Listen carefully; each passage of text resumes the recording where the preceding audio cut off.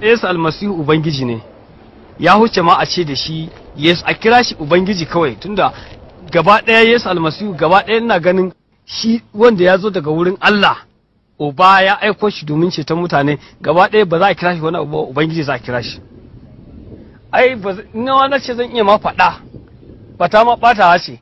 Ni abin da yasa ma zan ce wannan, in ka je ƙauyen mu yanzu ko kuma ka je garin mu yanzu, mutane suna shaida irin rayuwata da suka ga yadda na canza, kai ta dalilin ma irin yadda Yesu almasihu ya canza ni, mutane suka ga yadda yake, har ma waɗansu ma suna tuba suna karɓar almasihu ba da yawa, domin yadda suka ga yadda nake rayuwa a da, amma kuma yanzu almasihu ya mai da ni kayan aikinsa.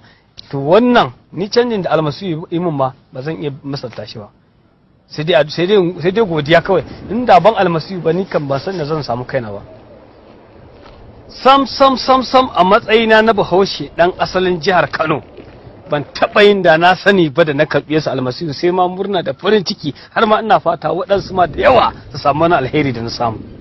Addinin Kirista ba na tura ba ne, domin akwai wata aya da Yesu almasihu ya magana, ya ce lokacin da aka gayyaci wani ya gayyaci abokansa biki, to masu abokan nan suka ki zuwa bikin, sai ya ce ku tafi kan hanya da karabku, duk wanda kuka gani ku yi mai, ku kira shi. Ina ganin dalilin da sa bishara ta shigo mana har mu Afirka kenan. Su ma turawa in ba su tuba sun karɓi Yesu almasihu ba za su samu ba. Addinin Kirista na turawa, na balarabe ne, na bahaushe ne, na indiya ne, na kowanne mutum ne. Waɗanda ba su san almasihu ba har yanzu suna nan cikin wannan duhu, suna nan cikin jahilci, suna ganin kamar ta wurin bin addini za su samu ceto.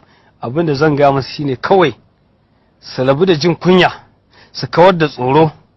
Ka san wani lokaci waɗansu suna so su karɓi Yesu ɗin, amma suna ganin wai za a kashe su, ko ku za a wulakanta su, za su yi asarar dukiyarsu, za su yi asarar matansu, za su yi asarar gonakinsu.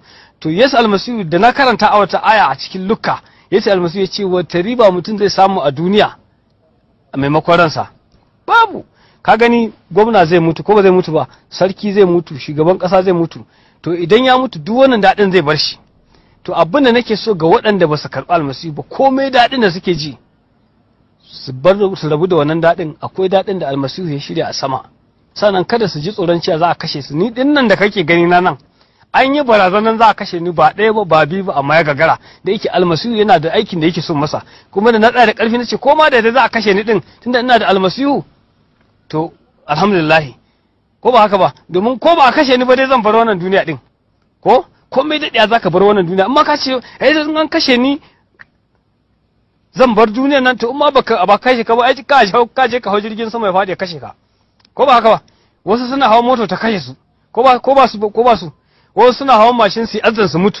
To balantana wanda zai mutu saboda almasihu? Waɗanda ba su san almasihu ba kada su damu cewa wai za a zo a yi musu attack a kashe su, za su rasa matan, za su rasa gidan. Almasihu ya ce ba wanda zai bar gida ko gona ko diya ko dukiya ko gona ko ya'ya ya rasa samun su ninki a duniya, sa'annan a sama ya samu rai na har abada ba. Almasihu ya faɗi wannan alkawarin da almasihu yayi, na yarda da shi, kuma na tabbata tunda almasihu ya mutu ya tashi yana da rai, to zai iya yin wannan.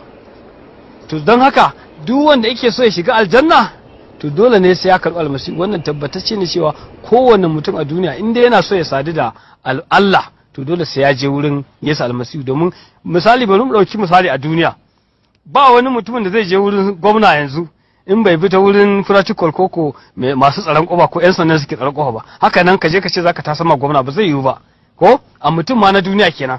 Haka Allah da kansa mutum ya ce yana so ya ga Allah, domin Allah ya duba cewa duk abubuwa ya aiko annabawa duka sun kasa, amma sai ce to bari aiko ɗansa, ta wurinsa ne kaɗai za a je aljanna. To wannan ya tabbatar mana cewa duk wani mutum da yake da bege cewa zai mutu, to yayi begen cewa in ba shi da almasihu kare ya sa rai da aljanna.